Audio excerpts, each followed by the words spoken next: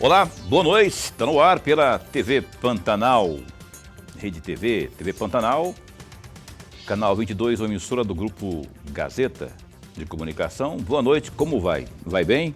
A gente começa mais uma edição, mais um programa Opinião ao Vivo. Hoje, uma sexta-feira, 12 de agosto de 2022. Satisfação em poder estar retornando aqui, ao vivo mais uma vez, né? E hoje, que aqui já integra a nossa bancada, o secretário de Mobilidade Urbana da capital de Mato Grosso, Juarez Samaniego. Ele vem aqui de vez em quando a gente convida, ele vem para falarmos aí do nosso tráfego, das obras, daquilo que está sendo feito e responder por que aquilo que não foi feito ainda, enfim, e responder também as suas perguntas via WhatsApp. Aliás, você que sempre acompanha o programa Opinião, tem alguma pergunta sobre trânsito, sinalização, enfim, ônibus, frota de ônibus, etc. 99932-2529. Manda a sua pergunta em texto aí para esse número que está aí na sua tela agora, 99932-2529. É isso aí. Esse número que você liga e manda a sua pergunta, na verdade não liga, você manda, né, a sua pergunta para que a gente possa repassar aqui ao Juarez Samaniego, para responder aqui, não é? Aí no seu bairro, como é que está, tem algum tipo de observação, pergunta, enfim, esteja bem à vontade para interagir conosco. Professor Lorenberg, boa noite. Boa noite, Paulo Coelho. Um grande abraço, mas um grande abraço mesmo a todos os nossos telespectadores, a razão maior do nosso programa. Verdade. Então, a você que acompanha também pela internet, obrigado pelo www.gazetadigital.com.br e pela página no Facebook da TV Pantanal. Secretário Juarez, muito bom tê-lo aqui. Obrigado por ter aceito o nosso convite mais uma vez, porque quando vem aqui um secretário, seja de onde for, né, do município, do estado ou da esfera federal, é uma oportunidade para prestação de contas, por exemplo, né? E eu já vou lhe perguntando, rapaz, tem aqui uma questão que vai acontecer agora semana que vem, eu acho, a partir do dia 24 até 31 deste mês, são os leilões de veículos. São veículos apreendidos, removidos, recolhidos aí há mais de 60 dias. Eu queria que, nesse primeiro momento da entrevista, você respondesse sobre esses veículos, destino, origem, como é que se dará esses leilões, como é que se darão esses leilões aí? Boa noite. Boa noite, Paulo, obrigado pelo convite. Boa noite, Lorenberg. Tem carros apreendidos aí talvez há mais de um ano, que a partir de 60 dias, esses veículos eles podem ser leiloados. Na verdade, quando eu assumi a CEMOB, já existia um contrato, aquele pátio é um pátio particular, tá? Tanto tem veículo do Estado, apreendido pelo Estado, como pelo município. O contrato foi feito com a CEMOB e não tem dinheiro público. O investimento todo foi feito particular e a gente recebe da arrecadação, tanto de leilões como do pátio, em torno de 16,5% a CEMOB recebe para ser investido. Grande parte desses veículos são veículos que estão com IPVA atrasado, com um volume muito grande de multa, ou carro Finan, que é aqueles financiados e não pagos. Geralmente o sistema bancário, por obrigação, o sistema bancário é comunicado. Na maioria das vezes não interessa à financiadora pegar esse veículo, porque ela tem que pagar o pátio, ela tem que pagar as multas e tem que pagar os IPVA alugados.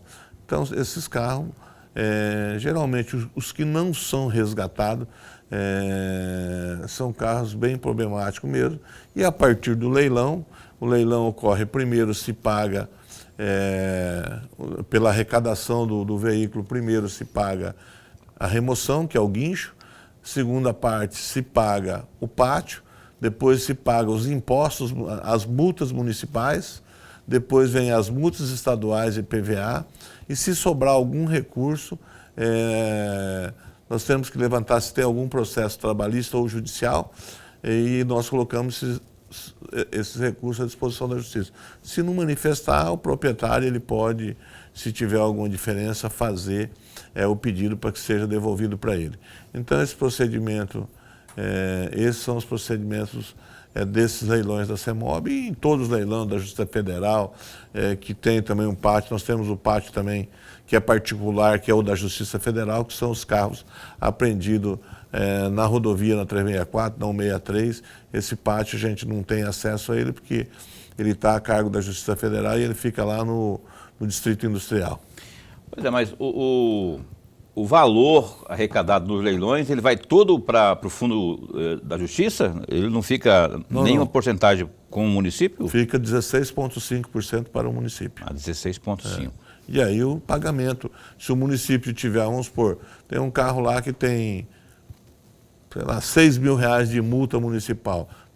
Tem que se pagar as multas municipais, vem para a Justiça. Se tiver multa estadual e PVA, tem que se pagar, primeiro tem que se pagar o débito que tem em cima do carro. Entendi. Então, logicamente, esses leilões, em grande parte, vem recurso para a CEMOB em virtude do pagamento das multas. Olha só, para você que está interessado nessa questão dos leilões aí, os leilões vão acontecer entre os dias 24 agora deste mês de agosto, né, a 31, de 24 a 31 de agosto, às 9 horas da manhã. E vai ser só na versão online, pela informação que a gente tem aqui. Aliás, o site, para que você possa já se familiarizando e na hora lá, né, interagir, se tiver interesse, dar seus lances, o site é o www.focoleilões, sem acento, né? focoleilões.com.br, www.focoleilões.com.br. Então, será por meio somente desse site aí que você poderá fazer aí os seus lances, caso você tenha interesse nesses leilões aí. Talvez é a oportunidade de que você esteja precisando aí para, de repente, adquirir um veículo, né, sei lá, de uma forma mais em conta para o seu orçamento. Professor Lorenberg. Secretário, antes de mais nada, registrar nossa alegria, mas a alegria mesmo de tê-lo mais uma vez aqui. Nós ganhamos e ganhamos muito. O amigo telespectador, eu não tenho dúvida nenhuma, já está ganhando com a presença do senhor. Secretário, eu tenho a impressão, é impressão mesmo, porque eu não sou da área, não tenho nenhum estudo a respeito da área, tenho a impressão que a cidade de Cuiabá não comporta a quantidade de carros que nela transitam. Essa quantidade grande de carros faz com que qualquer acidente que tenha, ainda que seja, por exemplo, na Avenida do CPA, na Avenida Getúlio Vargas, na antiga perimetral, né, demore muito para o trânsito voltar a fluir. E aí vem a minha pergunta. Os estudos técnicos de engenharia de tráfego, eles se dão de forma frequente ou só quando é pedido, solicitado ou quando é necessário? Lorenberg, nós estamos concluindo o plano de mobilidade urbana. Esse plano tem que nos dar uma diretriz de qual que será a necessidade em relação a trânsito e transporte na cidade de Cuiabá. Podemos chegar aí e ela fala assim, a solução imediata é que se faça rodízio. Tá? Pode chegar e aí a CEMOB tem que analisar. Lógico, o trânsito de Cuiabá, mesmo com as intervenções feitas em 2012, 2013, 2014, com pouco tempo, em menos de 10 anos, já virou o caos novamente. Tanto é o volume de carro, um pouco talvez pela economia que melhorou, depois ela deu uma estagnada, mas o fluxo, o número de veículos em Cuiabá cresceu muito nesses últimos 10 anos. A gente vê, e são soluções que tem impacto no trânsito, criar transtorno. A gente foi mexendo talvez um mês e pouco na Avenida Líbano. O que eu recebi de xingamento, tal, você não consegue mexer, o próprio Emanuel recebeu as críticas da sociedade. Agora, ou a gente tenta melhorar o fluxo de veículo, lá tem um sério problema de drenagem, o pavimento não resiste por muito tempo, teve que fazer essas intervenções. Nós vamos tirar aquela rotatória que tem em várias ruas, deslocar ela na frente da Avenida Monte Líbano, para quem for para o centro político ter outro tipo de acesso, que são as novas avenidas que abriram, que hoje tem pouco trânsito. São soluções inicialmente paliativas. Fernando Correia, toda a faixa de domínio da Fernando Correia, porque ela ainda é uma BR, o sistema viário da Fernando Correia e da Miguel Sutil é de responsabilidade do DENIT. O DENIT simplesmente largou na mão da prefeitura, por isso que a gente toma as ações em cima. Ela é BR, ela não foi transferida para o município. Já estivemos conversando com o Antônio, superintendente do DENIT. Ele quer passar, tudo bem, eu quero receber também. Só que tem trechos da avenida que estão sucateados da BR-163, aquele trecho do Atacadão, é um investimento alto. Eu falei, faça corrige todos os defeitos que tem, tenta fazer as faixas de domínio, que praticamente todas invadidas e plantadas documento em cima, você não tem mais faixa de domínio. Quando você pega Fernando Correia, aquele trecho do Beck até a ponte, sentido Cuiabá-Cochipó, ele se torna um inferno, porque há um estreitamento da avenida ali. Eu até estou analisando, ver se eu consigo pelo menos colocar mais uma faixa de rolamento. Você vai ter que comer a calçada, comer um pedaço da calçada e comer um pedacinho do canteiro. O canteiro já tem 80 centímetros, mas vou comer um pedaço dele. Vai ficar só o meio, tem que fazer uma tripa onde estão os postes, que não tem como tirar. Para tentar, as calçadas tem alguns, talvez eu não precisa fazer algum deslocamento de poste, tá? E pequena desapropriação. O tráfego hoje, se você for analisar, são obras novas. Viaduto da Beira Rio, que foi concluída no final da gestão passada do Emanuel. Melhorou muito inicialmente. Hoje, todo mundo, como melhorou o tráfego por lá, todo mundo já começou a canalizar, sair fora da Fernando Correia de manhã, porque de manhã o trânsito pesado é Cochipó Centro. Então o cara está entrando na Beira Rio para ele vir para o centro. Ele já está mudando o fluxo de veículo. Esses pontos são pontos de estrangulamento. Tem condição? Tem, mas você tem que fazer investimentos altos em desapropriação. Tá? Aumentar essas avenidas. Por ponto, a gente vem fazendo o paliativo. Por ponto, ali é um custo, se não tiver desapropriação, não é um custo elevado. O recurso do Fundo Municipal de Transporte pode ser executado, o próprio recurso do município de Cuiabá via fonte 100. E esses são alguns gargalos que tem. Está se abrindo. O Estado ele tem que concluir a obra da Avenida da Saúde, aquela que é o Barbado ali, a complementação. Eles já começaram a mexer naquela via atrás do Pedregal. Tá? Isso é uma obra que era a obra do reflexo ainda da Copa, que eles vem o recurso federal, eles têm que concluir aquela obra, sair, a ideia era sair lá na Avenida do CPA, ali próximo a Artes, Pintura, ali, próximo aqui, teria que sair próximo, Tec Artes ali, então, entre o Centro Empresarial Cuiabá, ela teria que sair ali. Todos esses gargalos, ele vem melhorando o trânsito de Cuiabá, mas são, eu falo para você, se continuar esse volume de veículos rodando, a primeira alternativa será o rodízio de veículos. É um terrível isso, temido por todo mundo. Eu, particularmente, imagina, mas aí a gente vai ter um VLT ou um BRT, sei lá, prontinho aí em folha, transcorrendo, uma belezura, com uma pastagenzinha, com valor. Acorda, Paulo. Opa. O sonhar não custa nada, né? Vamos falar sobre VLT também, BRT, daqui a pouco com o Juarez Samaniego. Eu quero, antes de ir para o intervalo comercial, Juarez, estava passando um filme na minha cabeça aqui, né? Alguns gargalos, quando você falou ali, por exemplo, na Fernando Corrêa, que é uma BR, né? Eu não sabia disso, ainda não foi transferido para o município. Ali nessa região da igreja Nossa Senhora da Guia, Aparecida da Guia, uma igreja ali católica à direita, Raimundo Pinheiro, escola, né?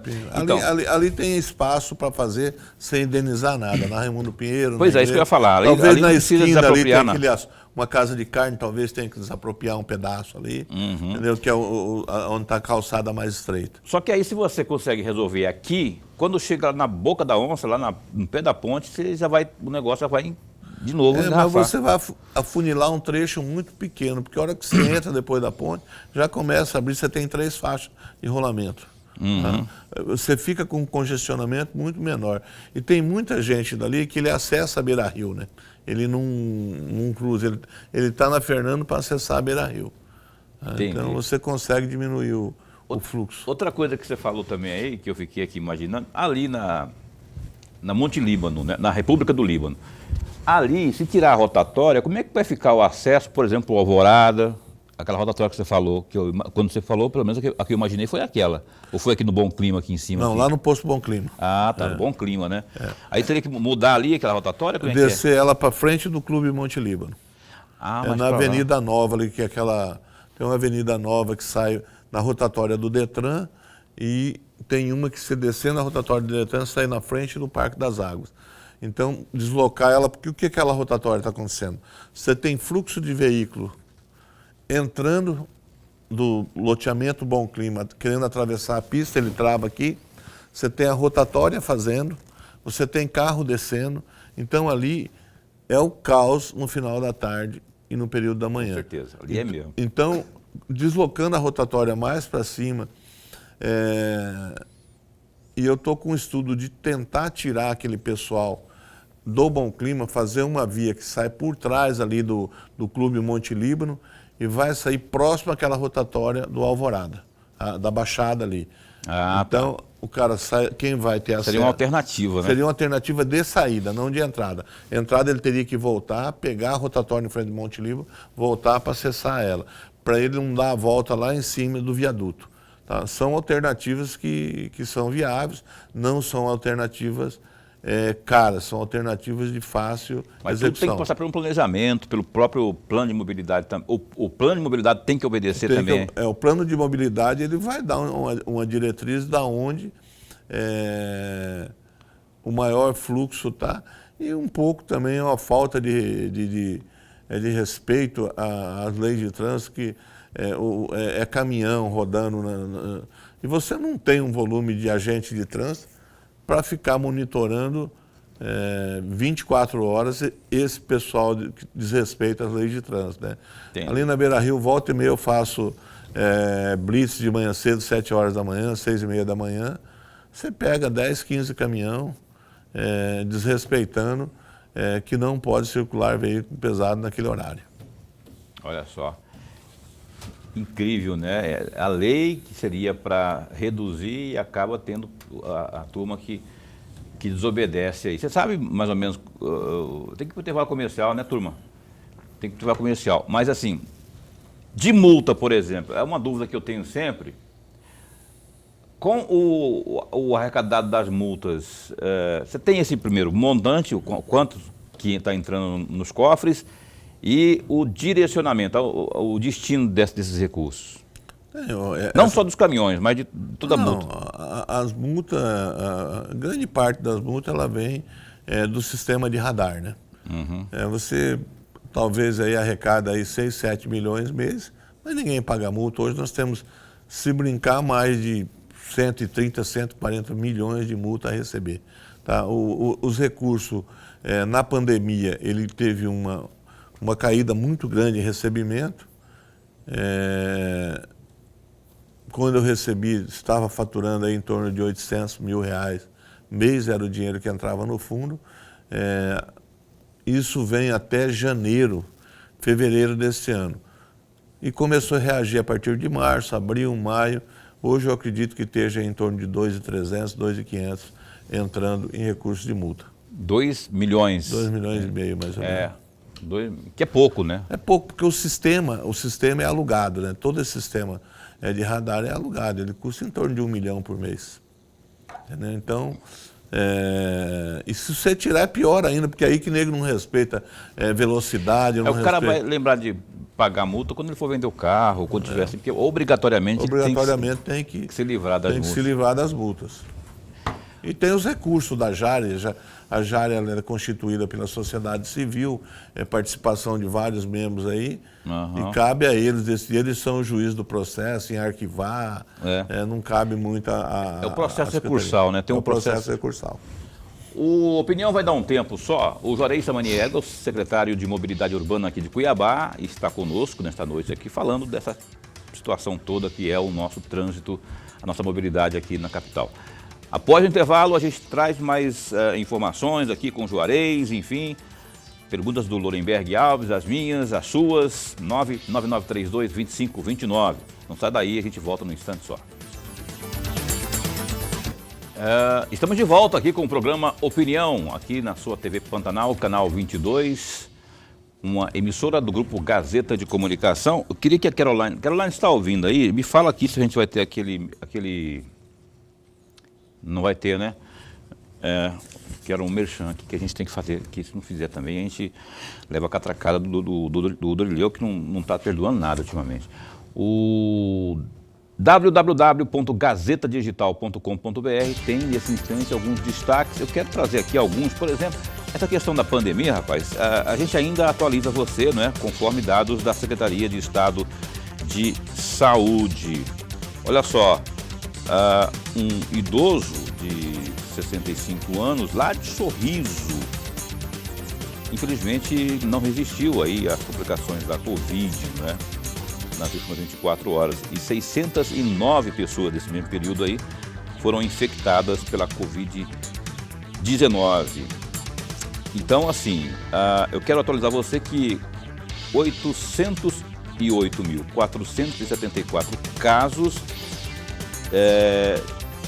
incluem pessoas infectadas que já se recuperaram. 827 ocasiões, ou seja, 827.456 contágios, e desses aí 808.474 casos, as pessoas então, como eu disse aí, já se recuperaram. Infelizmente tivemos aí já o registro de 15.191 óbitos. Temos também aqui que, além disso, né, 3.175 pessoas estão em monitoramento. No caso aí, são dados sobre o monitoramento domiciliar, enquanto outras 292 pessoas estão internadas em unidades de terapia intensiva, as chamadas UTIs. Olha, outro destaque também aí do Gazeta Digital, um destaque político, otimista com o projeto do deputado federal Neri Geller, do PP, na disputa ao Senado. O também deputado federal Carlos Bezerra, do MDB, prevê que o congressista deva ser beneficiado com a boa parte dos votos que seriam da ex-candidata Natasha Filessarenko, do PSB. A médica oficializou aí a desistência no pleito após ficar aí sem o palanque do governador Mauro Mendes, do União Brasil, que preferiu apoiar aí a reeleição do senador Wellington Fagundes, do PL. Diante das mudanças, agora resta saber se a profecia aí desse que é chamado de cacique do PMDB, do antigo PMDB, agora MDB, vai se confirmar aí, né, nas urnas no dia 2 de outubro, data marcada aí para as eleições. E aí, Lorenberg, o que você acha? Você acha que existe essa questão de transferência de votos, já que a Natasha, eu torci tanto para a candidatura dela, não é? por si mesmo, de verdade, assim. Isso não é declaração de voto, não. Eu queria mesmo que ela tivesse ali, porque é gente nova, de repente ia dar uma sacudida nessa disputa aí. Não vai mais e tal. Você acha que tem como transferir isso aí? Aquilo. Se assemelham, a pergunta é essa, você acha que se assemelha o perfil do eleitor do Nery e o eleitor que seria da Natasha? Paulo, tem duas observações a serem feitas. A primeira delas, se nós levarmos em consideração a última pesquisa publicada com relação aos nomes que disputam o Senado, que foi feito pelo Instituto Percent, lá naquela oportunidade, no mês passado, a Natasha aparecia com 7,9% das intenções de votos. Eu duvido que esse total de eleitores que tendiam a votar para a Natasha irão votar para o Nery. Mas uma parte considerável, sim. Até porque, Paulo, você sabe disso tanto quanto eu, ou um pouco mais, de que as pessoas que não votavam, que votaram, o grande parte que votavam na Natasha, não votam nem no Nery, nem no Wellington e muito menos no Galvão. Por isso que escolheu a Natasha. A ausência da Natasha obriga esses eleitores a migrarem de um candidato para outro. Por isso que eu falei que grande parte dos eleitores que possivelmente votariam na Natasha deve sim votar para o Nery. Porém, existe um outro detalhe. Também existe uma divisão muito grande dentro do próprio MDB, que o Carlos Bezerra esqueceu de dizer. Grande parte dos MDBistas devem sim votar para o Nery e uma outra parte um pouco menor, a meu juízo, votará para o Wellington Fagundes. Porque os partidos, Paulo, infelizmente, estão todos, mas todos divididos, uma vez que a disputa ao Senado vai ser a disputa mais acirrada em 2022. Eu acho que até mais do que o de governador. Muito mais, muito mais. É. Eu também estou curioso para saber. Eu, particularmente, pelo que eu vi das últimas eleições, não acredito nessa transferência, porque não existe uma ligação muito íntima ali, né, de perfis e até do espectro ideológico, não existe, né? A Natasha, como você falou aí, era aquele projeto, seria aquele projeto alternativo, quem não quer nem o Wellington e nem Nery. E agora? Vai para onde? O cara vai ter que... Né? Eu estou curioso para ver as próximas pesquisas sérias para saber mais ou menos o comportamento do pensamento do eleitorado aqui sobre essa situação de agora, né? Porque, queira ou não, eram 7% de intenções de voto, estava em ascensão, né? Ela saiu, por exemplo, Paulo, de 6,8 para 7,9. Olha só. Então, quer dizer, ela vinha num crescimento significativo. Agora, é possível a gente perceber, sim, se o Instituto Percent fazer uma nova pesquisa, é possível perceber se esse índice percentual irá ou não para outras candidaturas. Se nós levarmos em consideração a última pesquisa, era um universo de 31% de indecisos e votos nulos. Se ele não mexer, foi exatamente o índice percentual da Natasha, que o Nery aparecia nessa pesquisa com 14,5, 14,3. Infelizmente, eu acho que foi um desperdício, porque eu lembrei quando ela chorou essa semana, quando anunciou a desistência, eu lembrei do Roberto França, muitos anos atrás, quando ele foi atropelado pela turma do Dante, ele queria sair candidato, aí lá o partido, aí não teve jeito, ele acabou não saindo, chorou. Só que ele chorou, Roberto França, né? Chorou, mas chorou mesmo, assim, copiosamente. A Natasha se emocionou nessa semana aqui, e com razão, porque o sentimento é de que, poxa, ela sentiu isso, que era o momento, né? E tenho certeza que ela ia dar o que falar aqui, porque esse momento aí, onde estão os dois brigando lá, a Dona Flor e seus dois maridos, não sabia, o governador não sabia com quem ficar. O coração, na minha opinião, estava com um, porque havia um compromisso de jantares anteriormente, Nery e tal. Só que aí vem a força partidária, né, e do presidente da República também, que botou a faca no pescoço. Nada de palanque aberto, aí não queremos, o Wellington e pronto, né? Aí interveio lá o Valdemar da Costa Neto, e aí a pressão acho que adiantou e o Mauro anunciou que é só o Wellington em ponto final. E aí Natasha ficou de fora e o Nery já tem abraçou lá o Lula e a Natasha ficou chupando o dedo. Eu vou aproveitar o profundo conhecimento do Juarez, que não é só sobre CREA, que é presidente do CREA, e mobilidade urbana, mas também sobre política. O Juarez é do Patriotas, e filiado ao Patriotas, né? Quase saiu também a candidato esse ano. Mas como é que você está vendo aí, o prefeito Emanuel mergulhou mesmo na candidatura da esposa, e como que você vê essas possibilidades diante de um governo que tem falhas, mas está com a máquina na mão e está apresentando resultados aí, uns melhores que os outros ainda deixando a desejar, segundo algumas opiniões. Mas como é que você vê esse cenário aí, considerando não só a questão da Márcia, mas essa situação do Senado também? Paulo, num universo político, você tira que 30% é oposição. Tá? Ninguém é unanimidade, dificilmente você analisa um candidato a governador ou prefeito numa disputa entre dois candidatos. Hoje aí, eu acredito nas próximas pesquisas, se a Márcia vier em ascensão, pode-se ter uma surpresa na eleição. Tá? O grupo político do Emanuel, do qual eu pertenço também, nós estamos trabalhando para isso. Nós estamos trabalhando.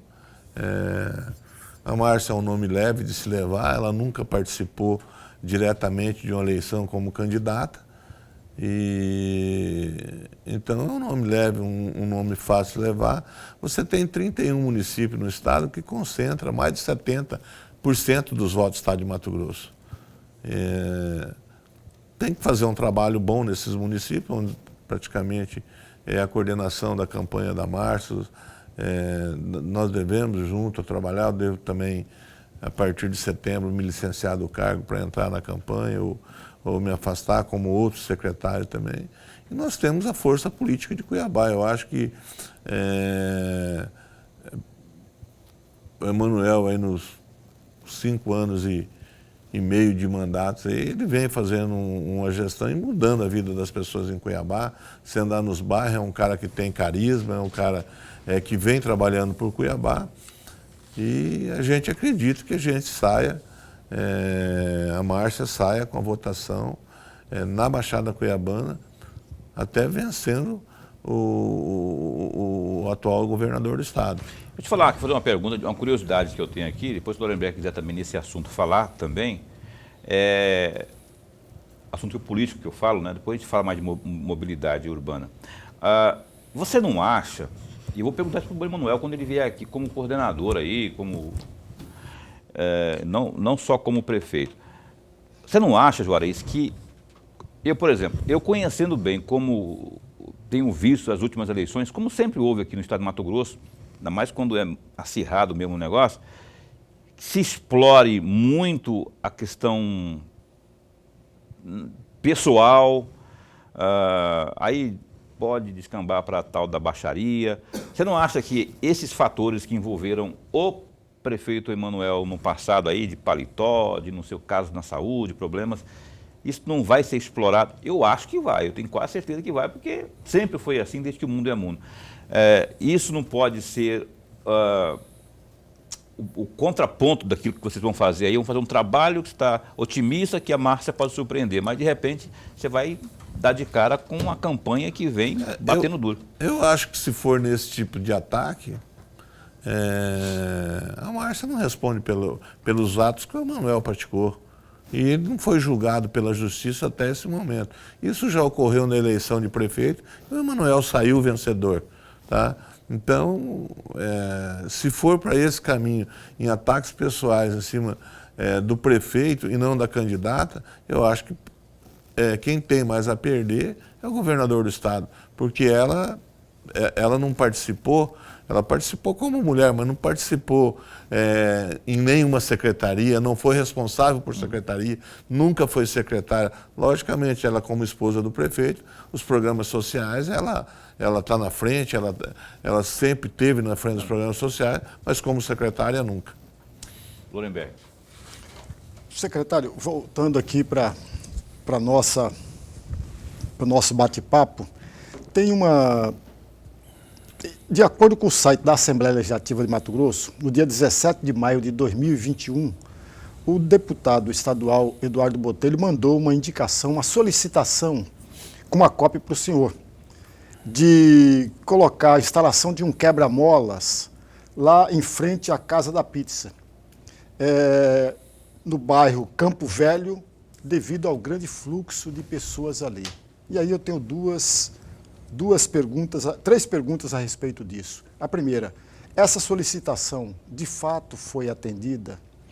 E a segunda questão, o quebra-molas, secretário, o quebra-molas de fato é um instrumento impeditivo de acidentes e chama a atenção do motorista e do piloto de motos ou não? E a terceira e última, o quebra-mola substitui de fato o semáforo ou não?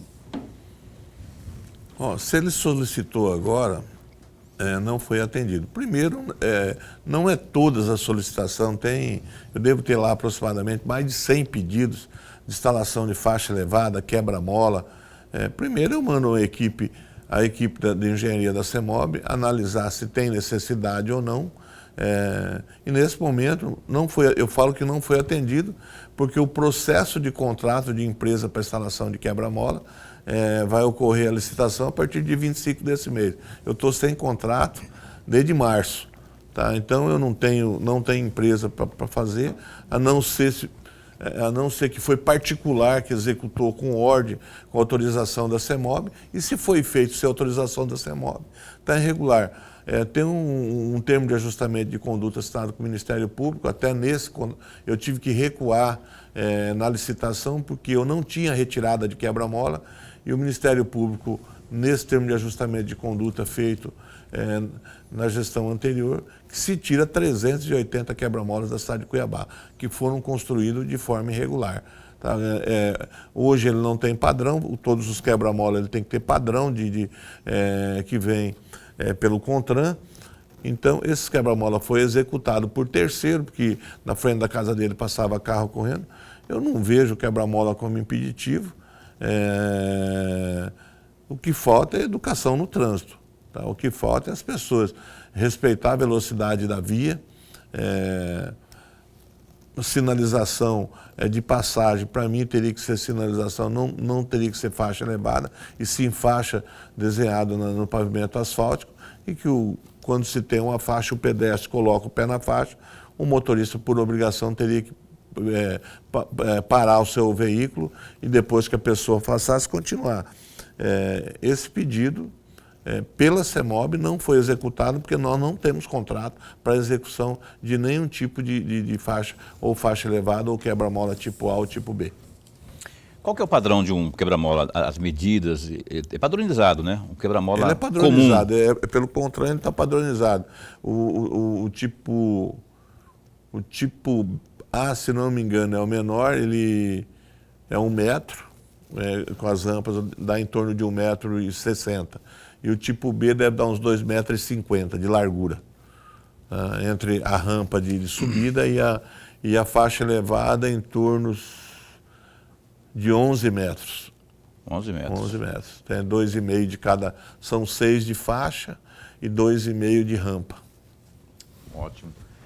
Tem mesmo, tem, a ufa aí, você vai nos bairros, aqueles quebra-molinhos. Tem aqueles, como é que fala? Artesanais, né? O cara na madrugada vai lá, reúne a turma toda e faz lá um bolotinho de cimento lá porque ele está em polvorosa, porque ele não aguenta ali, tem acidentes ali. Só que aí, muitas vezes, sai pela culatra, porque aquilo ali, o cara que passa com o carro ali, despercebido, por exemplo, porque não tem sinalização. Não tem sinalização.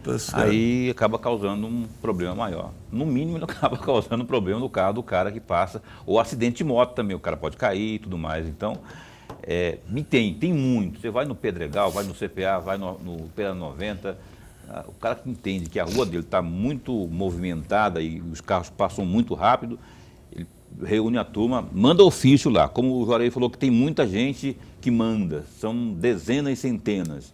Não dá para atender todo mundo, né? Falar, sabe uma coisa, eu acho que eu vou reunir a turma aqui para fazer aqui. Aí madrugada, eu já flagrei várias vezes pessoas de madrugada fazendo quebra-molas aí. O Opinião dá um tempo para o intervalo comercial e volta no instante só. Programa Opinião ao vivo nesta sexta-feira, aqui com você hoje, Juarez Samaniego. Antes, porém, de seguirmos com a entrevista aqui, eu, Paulo Coelho, tenho um recado muito especial para você e é um recado da Maxlog. Veja aí.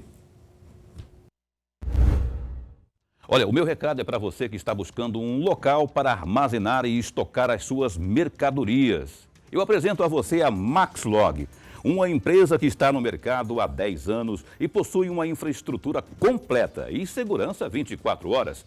Atualmente, a Maxlog conta com 3 unidades em Cuiabá e uma unidade em Goiânia. Sua infraestrutura de galpões possui 167 mil metros quadrados de pátio e 55 mil metros quadrados de área coberta. A Maxlog tem como diferencial a oferecer aos seus clientes os seguintes serviços: monitoramento 24 horas por dia, portaria, serviços de carga, descarga para cargas batidas e paletizadas, sistema de pesagem de balança, banheiros e restaurante. A Maxlog também oferece serviços temporários de carga e descarga e ainda armazenamento.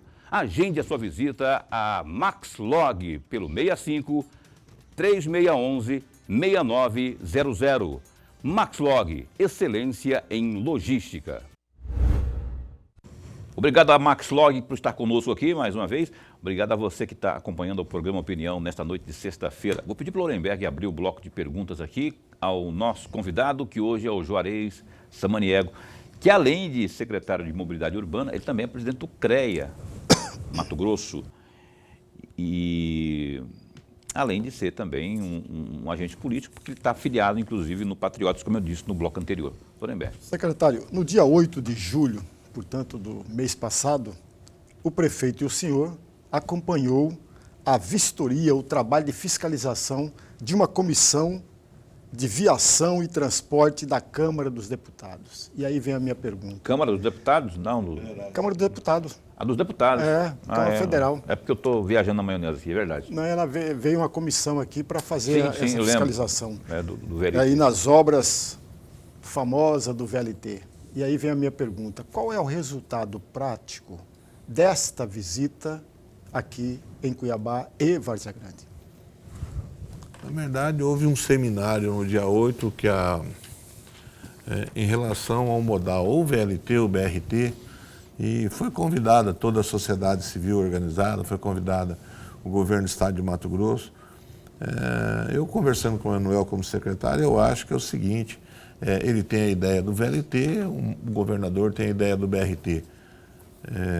Que se discutisse com o usuário, com a sociedade civil organizada, com os movimentos sociais, o que seria melhor, mas com apresentação técnica.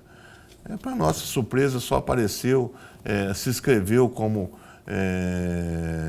só pessoas defendendo o modal VLT como ele mais moderno, mais ágil.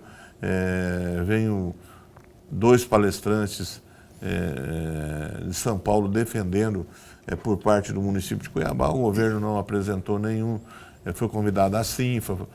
Inicialmente tinha o Rafael Detone, que é o diretor, acho que adjunto na área de transporte, era o que ia fazer. Depois, de última hora, ele desistiu de fazer sua apresentação. E após isso,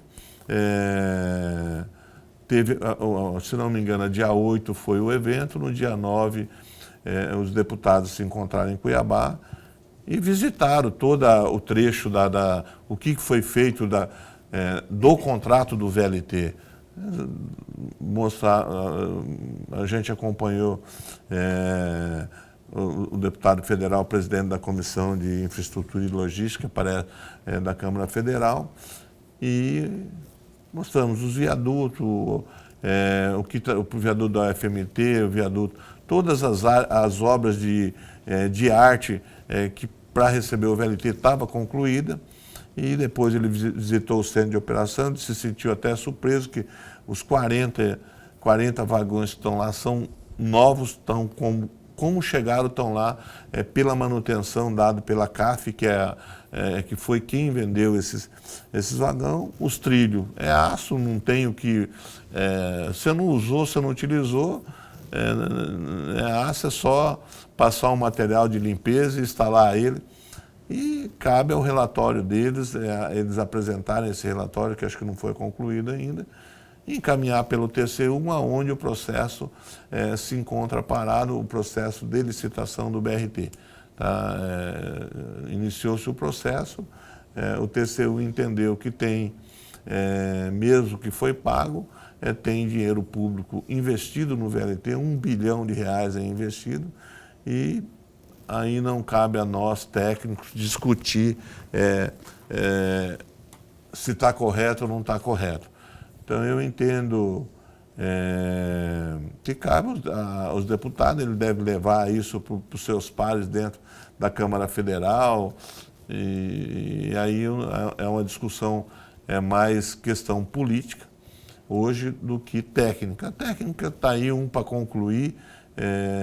Inicialmente, o que foi apresentado do BRT não é a realidade dos fatos, porque na planilha apresentada, eu não sei se vocês receberam, eu devo ter essa planilha, colocaram lá que 56 ônibus articulados, a bateria custaria 35 milhões. Isso, desde a primeira audiência, a única audiência que teve, eu questionei o valor, e infelizmente até naquele momento eles me cortaram e acabaram com a audiência. Esses ônibus custam em torno, aí, o ônibus articulado que seria colocado em Cuiabá, em torno de 5 milhões cada um. Então, na verdade, não é 35 milhões, deve chegar em torno aí de 350 milhões o investimento só nos ônibus, faltou fora zero aí, a né? Infraestrutura. Faltou zero aí Faltou zero, eu acho que talvez pode ser um erro de planilha, Será que né? foi erro? Mas, assim, a composição BRT entre obra e coisa não fica por menos de 800 milhões de reais. Que é mais ou menos o equivalente a terminar a obra do VLT. Um pouco mais. Um pouco mais? Um pouco mais. É um bi, então. Não, o VLT hoje gasta menos. O BRT é um contrato, é um RDC, não tem aditivo. O que se tem é fazer a correção do recurso. Tem 400 milhões para gastar, então você tem que corrigir de 2014 até agora o que não foi essa pago. correção aí que não vai ser salgada, né? Pode chegar nos 800 milhões também. Um pelo outro, vamos colocar aí. Olha só, podemos até falar sobre VLT, mas houve uma intervenção na malha ali na Avenida do CPA, ali em frente àquela loja de departamento, não quero falar a van, né? Que deu uma mudada no trânsito ali, estava precisando alguma coisa ser feita. Foi feito, eu ainda não sei avaliar, e olha que eu faço aquele trajeto todos os dias, né? Não sei se avaliar se a mudança foi assim significativa, porque os horários que eu estou passando lá não são aqueles mais intensos. Qual foi a real intenção, com qual objetivo vocês fizeram aquela intervenção, quem vai do centro para o CPA? Na verdade, nós temos ali mais duas intervenções a ser feitas. Próximo à Receita Federal, ali saindo da Juliano Costa Marques, talvez tenha uma direita livre. Tá? Então nós vamos ter que quebrar um pouco a calçada ali da Receita Federal, para o cara pegar uma direita livre para subir naquele viaduto. Ah, tá. Quem for para o viaduto, ele não precisa de... Ele não precisa esperar o sinal, ele vai ter uma direita livre, porque ali está tendo um congestionamento muito grande da Juliana Costa Marques. É uma intervenção simples.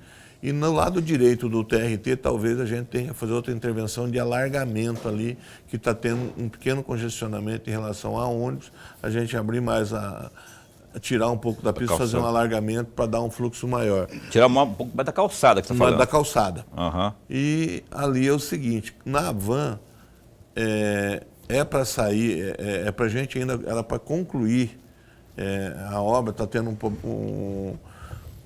do lado da van saindo para a gente sair lá na Avenida Líbano. Tá? 60% já está pavimentada e concluída, que sai em frente do Parque das Águas, ali próximo àquela rotatória da Assembleia. E aí a gente tem que concluir da van, interligar nela lá embaixo, que eu acredito que dá em torno de 1.000 metros. Então, essa intervenção foi feita nesse sentido também. Ou seja, o cara que vem subir na Avenida do CPA, ele vira ali em frente à van, pega do lado da van e desce... Ele pode sair na Líbano ou pode sair na Assembleia. Ah, entendi. Então foi iniciado, ali teve um problema de desapropriação, mas a gente vem negociando com a proprietária da área ali, que é um loteamento, na verdade, e praticamente está tudo aí, nos próximos meses talvez a gente até inicie essa obra. Professor. Secretário, com relação à mobilidade, lá do chamado centro histórico, volta e meia, também o trânsito ali empaca, e empaca muito.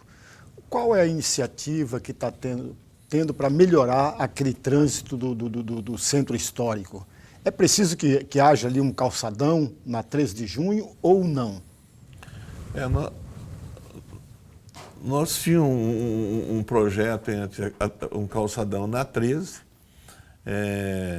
seguindo esse calçadão iria até a Praça da República. Na Praça da República faria o calçadão na Cândido Mariano, na Cândido Mariano não, na Pedro Celestino, até a Praça da Mandioca. Seria tudo calçadão. E, na verdade, esse calçadão, ele durante um período, ele trabalharia com fluxo de veículo normal. A partir das 17 horas seria um calçadão mesmo, mas teve uma resistência muito grande dos comerciantes naquela região. Tá? Que ia piorar o comércio e tal. E grande parte ali também a gente tem que, dentro da PPP do mercado municipal, era para se fazer em torno de mais ou menos ali 1.000 vagas de estacionamento para tentar acabar com os estacionamentos na área central de Cuiabá. Para não dizer que não falei das flores, né? Radares eletrônicos. Ainda tem vereador ali denunciando que os radares estão ali para simplesmente faturar, não é? E eu queria que você falasse, porque tem qual foi a última do Dilemário que ele postou? Tinha um radar, segundo ele, um radar escondido ali, só estrategicamente para não sei se foi na Navapés, algum lugar dali da região, que foi estrategicamente colocado para essa arrecadação indevida. É um pouco falta de conhecimento do vereador. Existe um TAC assinado na gestão anterior, na gestão do atual governador, com o MP, para se instalar um número X de radar. Ainda falta instalar em Cuiabá, se não me engano, mais 8 conjuntos de radares. E nós somos cobrados em cumprir o TAC. Esse TAC era para cumprir num período tal, já tem aí, isso foi feito em 2016, nós estamos em 2022, não concluímos. Vai colocar esse ano algum? Nós não estamos achando necessidade de colocar. Tá? Então, o que o Dilemário foi, ele estava em fase de teste, ele não estava multando, um que foi instalado na Dom Bosco, tinha uma árvore na frente, mas ele estava em instalação. Se não me engano, nós instalamos um na Dom Bosco, um no sistema semafórico da Dom Bosco com a Comandante Costa, outro radar foi instalado na 15 de novembro no sistema semafórico e outro lá um pouco para baixo, no fundo do Atacadão. Então esses 3 radares foram instalados, se não me engano, no início desse ano. Esses 3 conjuntos de radares. E quando ele estava lá, ele não estava em operação, tinha uma faixa colocando que só a partir de 30 dias que ele começaria a entrar em operação. Tá certo. Juarez, obrigado de novo por ter vindo aqui ao programa mais uma vez, não é? Feliz Dia dos Pais, não é? Que seja um dia abençoado, mais um dia abençoado na sua vida aí, junto aos seus familiares. E esse espaço continua a postos para bem informar. Obrigado pelo convite, obrigado Lorenberg, obrigado Paulo e sucesso no programa, como sempre tem telespectadores aí, sucesso para vocês.